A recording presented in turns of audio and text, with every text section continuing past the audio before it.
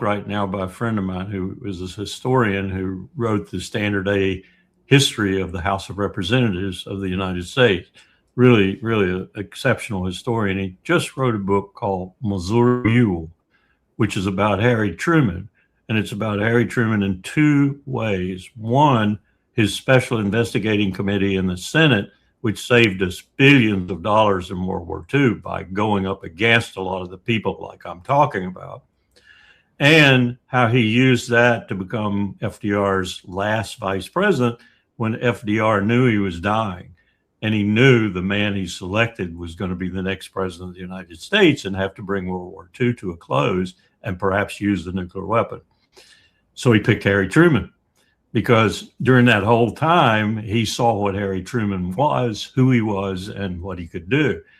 Well, Truman once said something in a story in a Senate hearing about Jesse James robbing trains.